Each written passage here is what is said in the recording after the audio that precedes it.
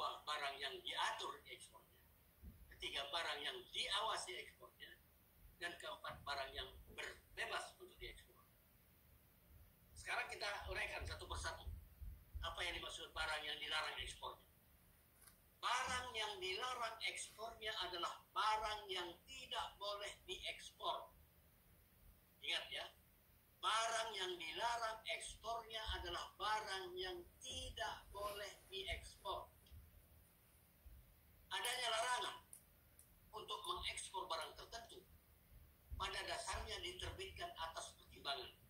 Jadi barang-barang yang dilarang diekspor itu diterbitkan berdasarkan pertimbangan. Pertama, untuk melindungi kelestarian alam, yaitu jenis binatang dan tanaman langka agar tidak punah.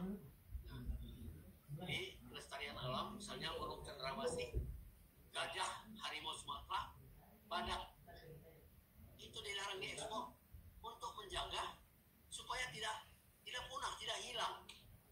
Jadi ada satu jenis binatang yang sampai sekarang kita tidak bisa melihat, hanya gambarnya saja ataupun ceritanya saja, yaitu dinosaurus. Itu sudah hilang karena dulu tidak ada perlindungan. Nah, untuk menjaga supaya tidak terjadi seperti itu, maka pemerintah mengeluarkan peraturan melarang diekspor untuk jenis binatang, tanaman, ya, dan yang lain-lain. Nah, nanti ada lebih jelas lagi. Kedua, untuk meningkatkan nilai tambah barang tersebut dengan memproses menjadi barang jadi atau setengah jadi di dalam negeri. Nah, ini ya belakangan ini, kira-kira 5 tahun belakangan ini, sudah dilarang mengekspor bahan mentah, yaitu misalnya minyak, ya, minyak yang langsung digali, ambil langsung dijual, harus diproses dulu. Nikel juga tidak boleh langsung. Jadi banyak perusahaan-perusahaan yang dulu yang mengambil tanah langsung dijual ke luar negeri pakai kapal-kapal, jadi sekarang dilarang, ya, tidak boleh dijual langsung, harus diproses dulu menjadi barang setengah jadi, baru bisa diekspor ke luar negeri. Ketiga, untuk menjamin pengadaan barang tersebut bagi keperluan dalam negeri. Nah, ini untuk menjamin pengadaan barang tersebut bagi keperluan dalam negeri. Nah, ini misalnya beras. Ya, kebutuhan dalam negeri untuk beras belum terpenuhi, maka tidak boleh diekspor. Kelapa sawit juga.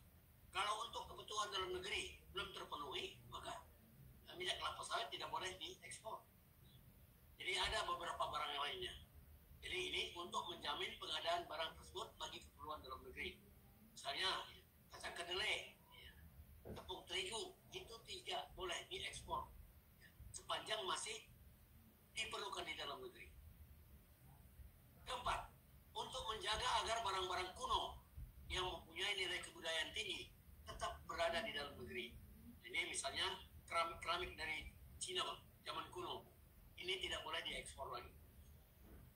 Contoh komoditi yang dilarang untuk diekspor, misalnya karet bongkah, besi tua, benih ikan hias, rotan asalan, dan lain-lain, masih banyak. Nah, sekarang karet bongkah, Anda tahu nggak apa itu karet bongkah? Siapa yang tahu karet bongkah?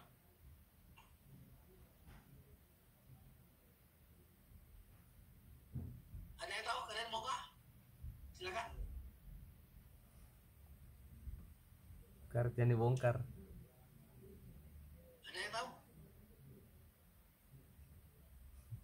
Limbah pabrik ya, Pak ya? Ya? Limbah pabrik bukan? Limbah karet. Pabrik, Pak. Limbah pabrik itu bukan karet. Ya, limbah pabrik itu zat kimia. Karet remah yang dikeringkan ya, Pak? Ya, karet bongkah itu adalah karet.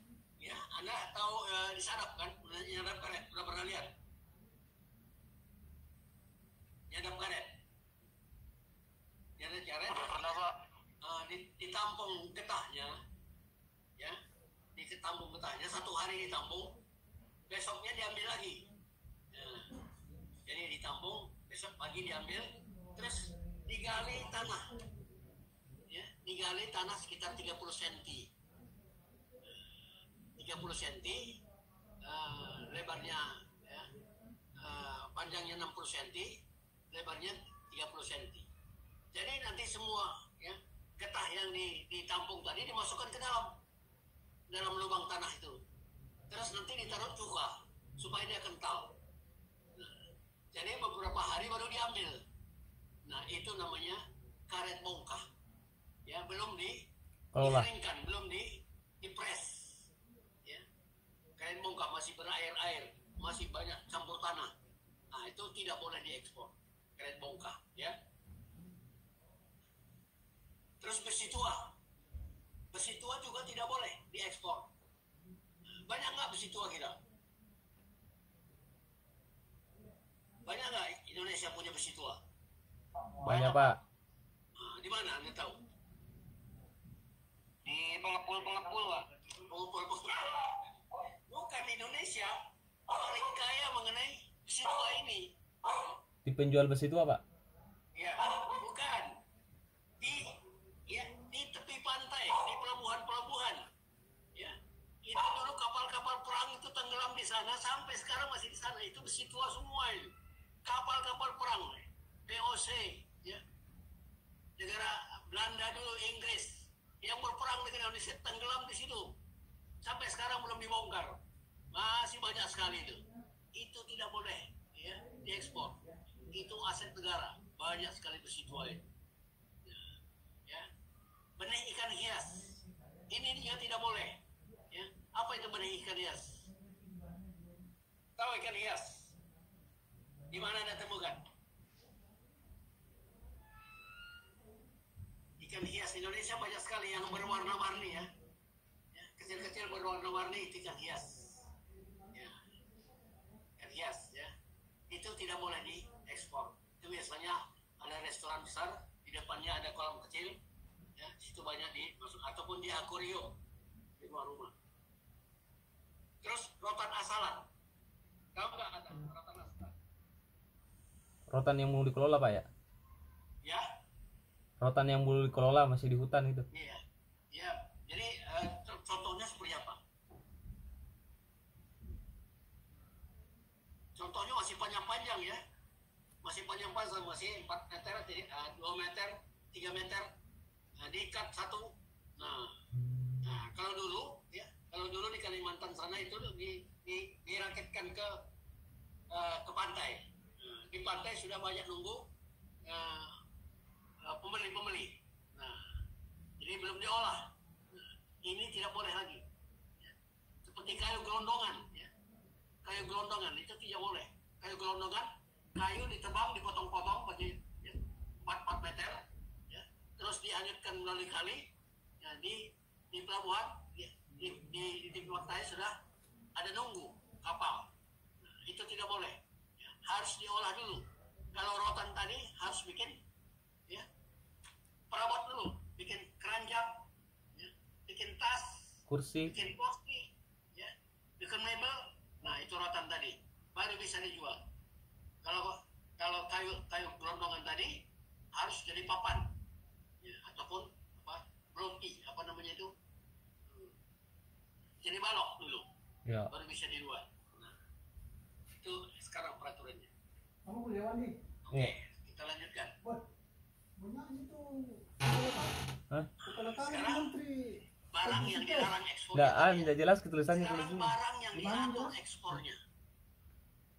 Aktif. Kelompok Speaker kedua, mana? barang Tidak. yang diatur Itu ekspornya. deh HP tersambung Barang handphonenya yang di laptop. diatur Iya. ekspornya Enggak. adalah barang yang ekspornya Join juga di sini tapi satu akun. hanya dapat dilakukan Bisa. oleh Satu akun ekspor join. Kalau itu juga. terdaftar. Enggak, Ji. Tolong dicatat ini. Rekam. Ini nanti ada Apa itu? pertanyaan. Merekam, Ji.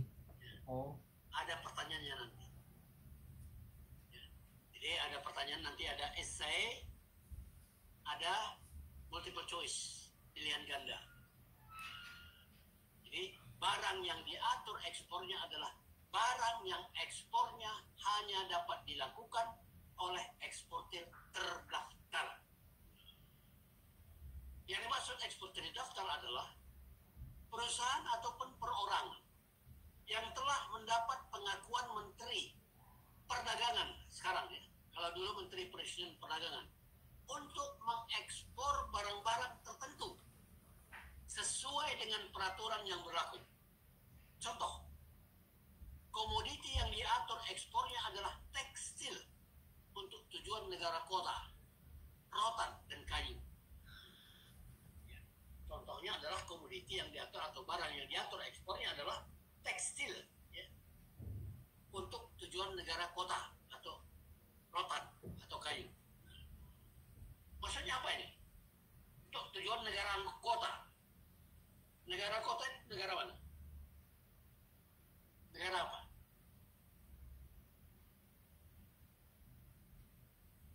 Ya, komoditi yang diatur ekspornya adalah tekstil untuk tujuan negara kota.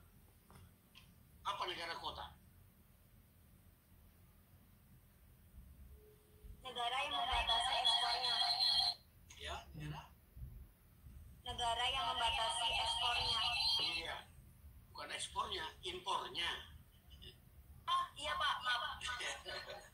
Negara yang membatasi jumlah impornya. Jadi Amerika membatasi impornya tekstil dari Indonesia, dia batasi setahun cuma sekian. Nggak boleh lebih. Kalau Anda mengirim lebih, nah itu akan dikembalikan ataupun tidak dibayar. Ya.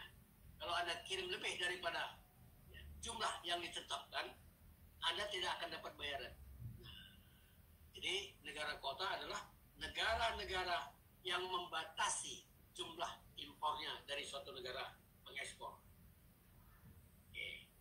Ya, misalnya tadi tekstil atau rotan tadi atau kayu sama. Pengaturan terhadap untuk barang-barang yang diatur ekspornya ini didasarkan atas pertimbangan. Jadi peraturan ini berdasarkan pertimbangan. Adanya perjanjian internasional. Nah, jadi berarti ada perjanjian internasional antara negara kota tadi. Adanya perjanjian internasional yang berkaitan dengan barang-barang tersebut. Kedua, untuk memantapkan pemasaran barang-barang tersebut di luar negeri. Ketiga, untuk memelihara kestabilan harga, khususnya di tingkat petani. Keempat, untuk memberi kesempatan dan kepastian berusaha kepada golongan ekonomi lemah, ya, serta melakukan pembinaan ekspor. Kelima, mencegah persaingan tidak sehat antar sesama eksportir. Daftar barang yang diatur ekspornya disajikan terlampir. Oke. Keempat, ya, barang yang bebas ekspornya.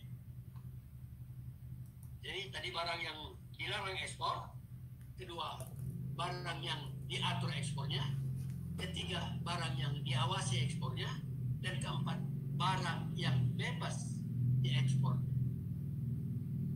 Barang yang bebas untuk diekspor adalah barang yang tidak masuk dalam salah satu daripada 3 kategori barang tersebut di atas, yaitu tidak termasuk barang yang dilarang, tidak termasuk barang yang diatur, dan tidak termasuk dalam barang yang diawasi.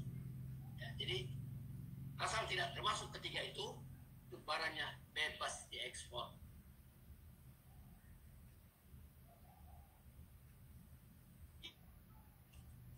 Keempat, barang ekspor yang diawasi mutunya.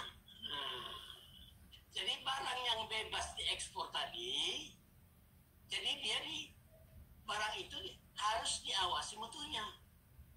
Tidak asal ekspor aja.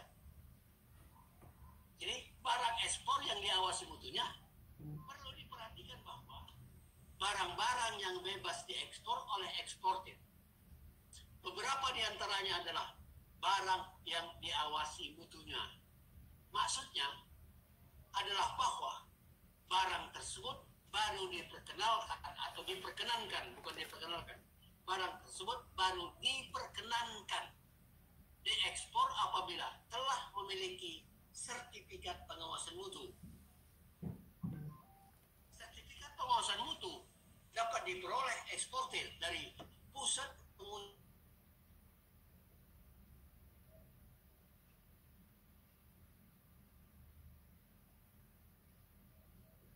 pengujian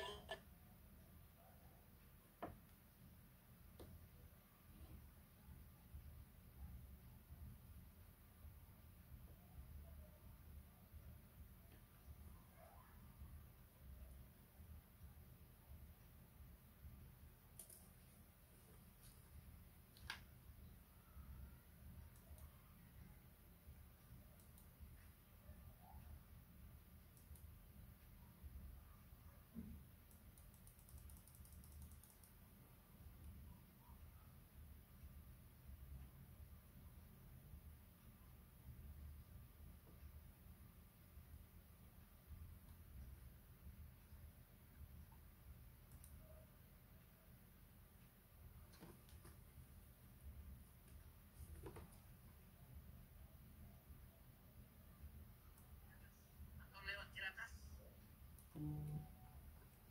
ada Jadi Surbakti itu Pak ada Pak. wah ya jadi tahu Surbakti tahu nggak di mana alamatnya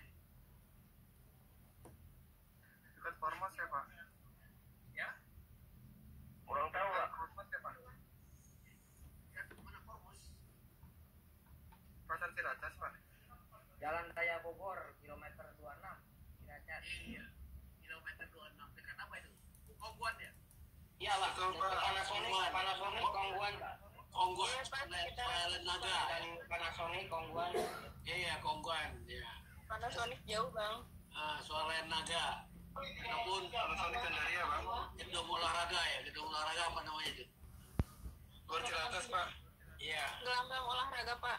iya sebelahnya ya nah, jadi kalau anda nanti ya mendapatkan sertifikat mutu bawa barangnya ke sana nanti dites di sana baru diberikan surat sertifikatnya baru bisa barangnya diekspor nah, ataupun ya Sukopendo tahu Sukopendo di mana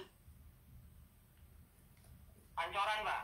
Jalan Raya Pasar Minggu Pancoran. iya depan Pan sampai Pancoran. Pan sampai Pancoran Pak. Dekat tempat iya Pak. Sudah seberangan dengan TMP Pancoran sama roti bakar Edi. iya ya seberangan dengan TMP Taman Makam Pahlawan Nasional Kalibata ya. Atau sebelahnya Hotel Kaisar ya Dekat rumah sakit Dipa Pak. Hotel Kaisar sebelahnya dekat jalan apa jalan 3 itu ya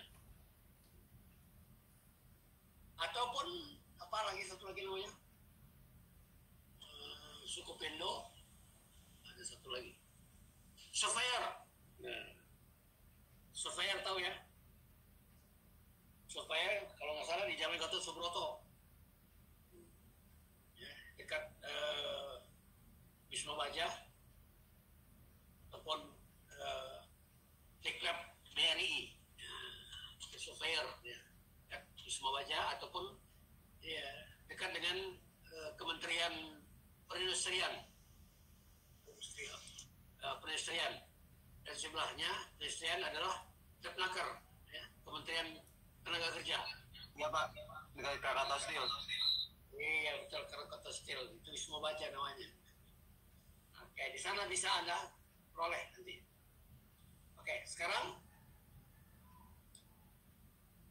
kelima pajak ekspor untuk beberapa jenis barang ekspor dikenakan pungutan ekspor yang disebut pajak ekspor atau PE dan atau pajak ekspor tambahan. Pajak ekspor dan pajak ekspor tambahan merupakan penerimaan negara yang berasal daripada pungutan atas devisa hasil ekspor komoditi tertentu.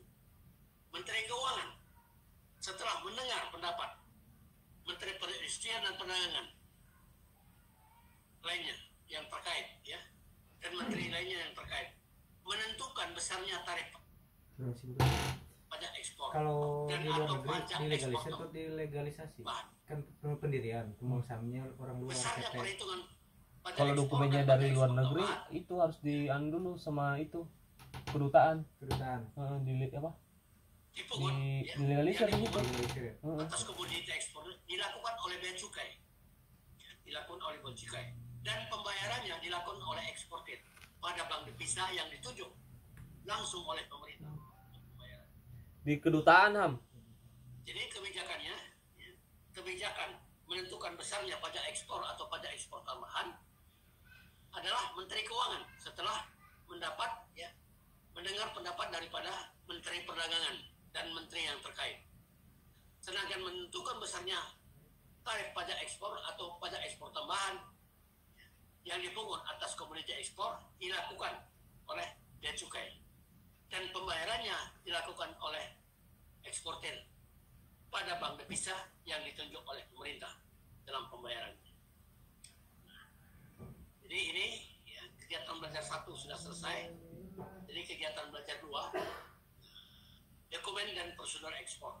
Ini besok kita lanjutkan. Jadi sekarang kegiatan belajar 1 sudah kita selesai bicarakan. Silakan kalau ada yang bertanya. Ada yang kurang jelas, silakan ditanya.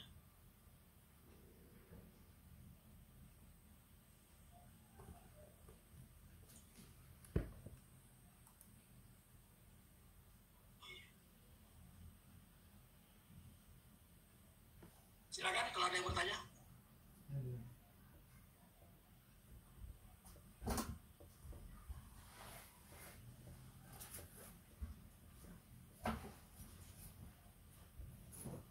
Ya, silakan kalau ada yang bertanya.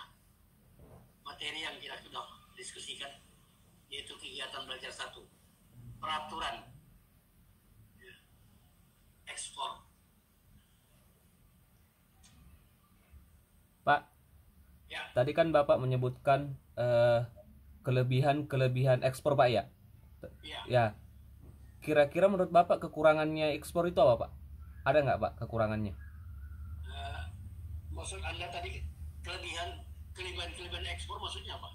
Itu ya Pak, salah satunya menambah devisa negara. Ya. Kalau kebalik, Kelebihannya apa? ya kalau sebaliknya ada nggak Pak sebaliknya? Sebaliknya, saya tidak mengerti maksud Anda. Kelebihan ekspor apa yang kelebihan? Tidak, tadi saya nggak bicarakan kelebihan. Bentar Pak. Di bagian mana tadi yang ada tanyakan ini? Sebentar Pak, saya cek dulu. Kelebihan ekspor. Tadi saya nggak ada bicarakan kelebihan ekspor. Saya tadi membicarakan peraturan ekspor.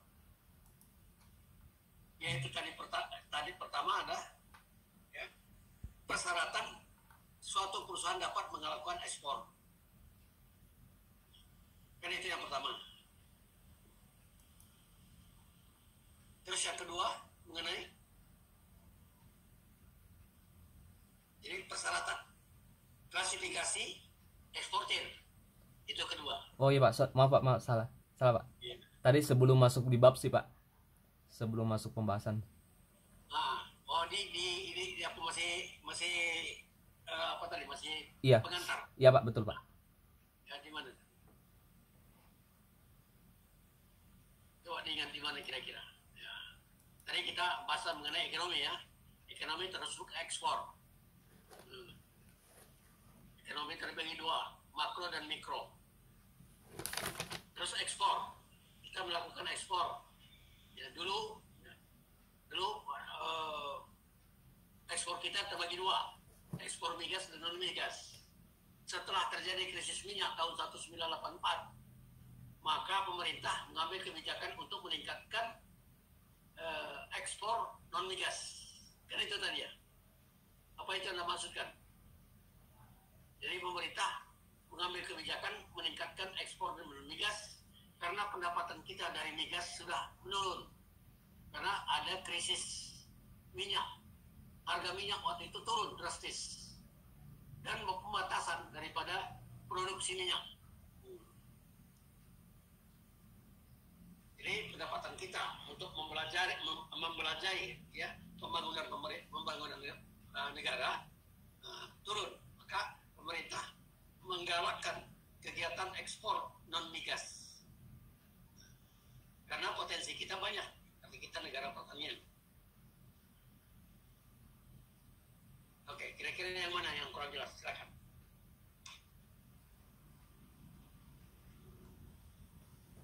Jadi ekspor tadi kita lakukan ekspor kenapa? Nah, kalau impor kita lebih besar daripada ekspor, berarti cadangan emas kita berkurang, kan gitu saya bilang tadi. Oh Ya. Karena bayar itu harus pakai emas. Karena kalau kita tidak punya devisa, rupiah tidak laku.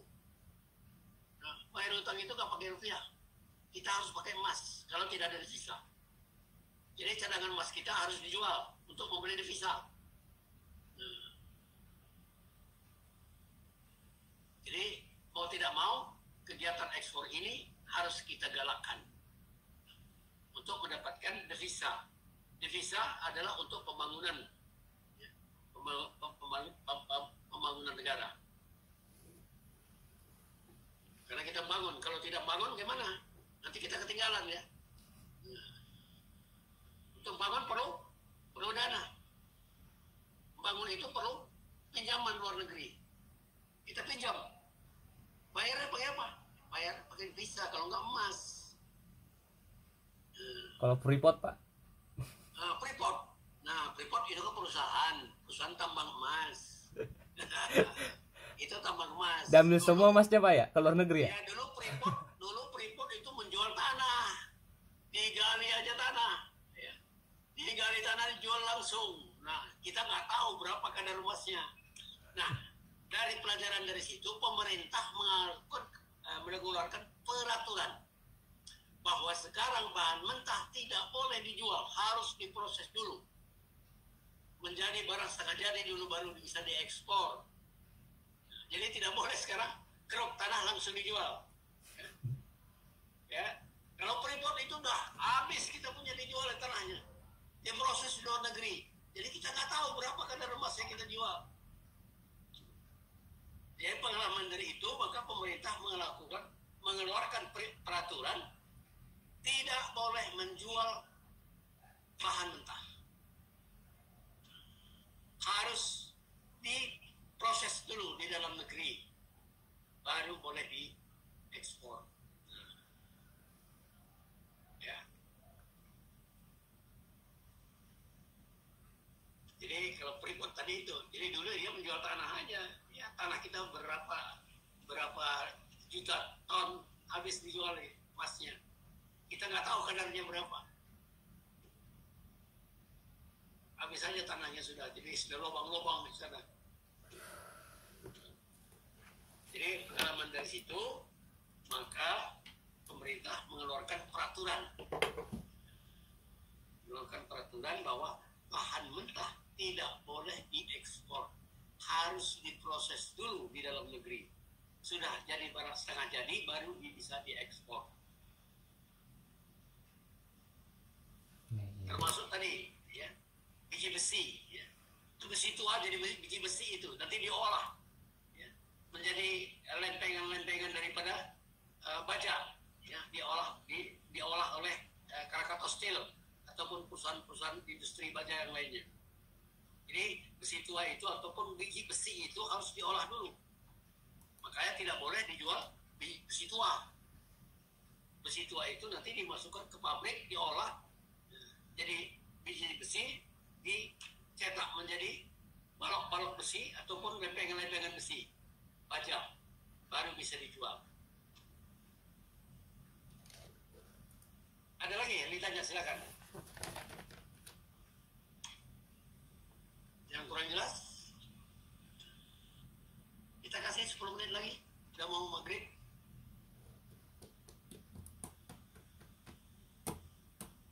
Silakan, ada yang bertanya? Halo Pak. Ya, silakan. Ya Pak, mau tanya mengenai masalah hukumnya Pak jika ekspor impor di masa pandemi ini Pak, masalah Iya. pengiriman barang gitu Pak. Masalah hukumnya.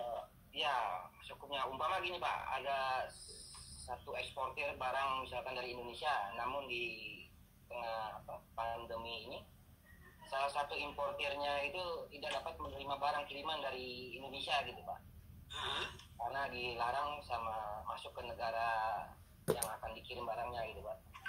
Iya. Apa apakah ini diperbolehkan, Pak?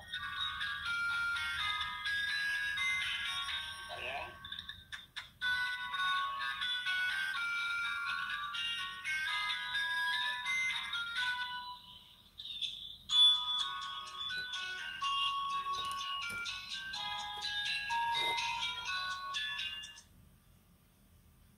Halo?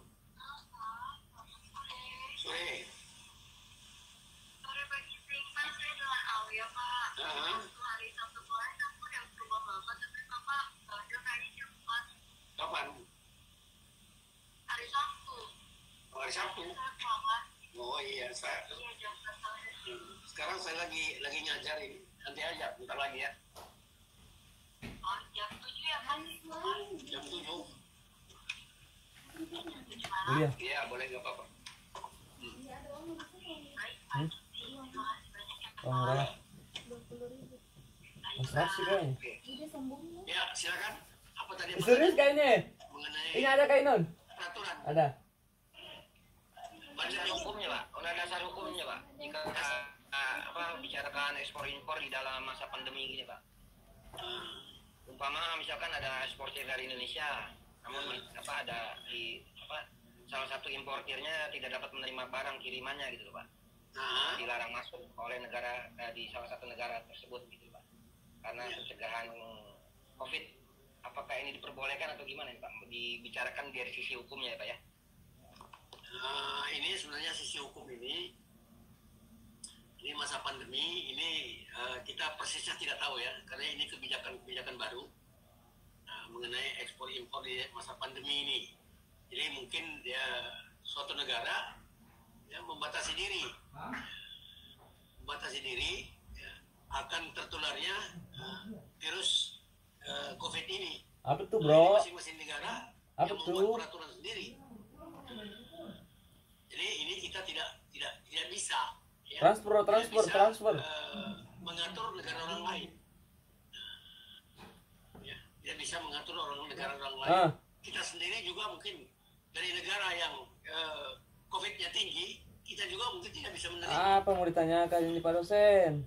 Kita juga tidak bisa menerima. Jadi dasar hukumnya, nah ini kita karena ini baru masalahnya, ya belum mengukas saya sendiri ya terus terang belum tahu apa dasar hukumnya. Kok ada peraturan? Jadi peraturan itu sekarang ini masing-masing negara melindungi, ya, membentengi daripada masyarakatnya supaya tidak tertular virus COVID. Jadi intinya dari sisi hukumnya tidak diberlakukan dulu ya, Pak ya, karena adanya pandemi ini mungkin ya, Pak ya? Ya, tidak berlakukan tergantung Oh iya, negaranya. siap, Pak. Tergantung antara Siap. negara yang melakukan ekspor impor. Ada negara yang bisa, ya. Ada negara yang tidak.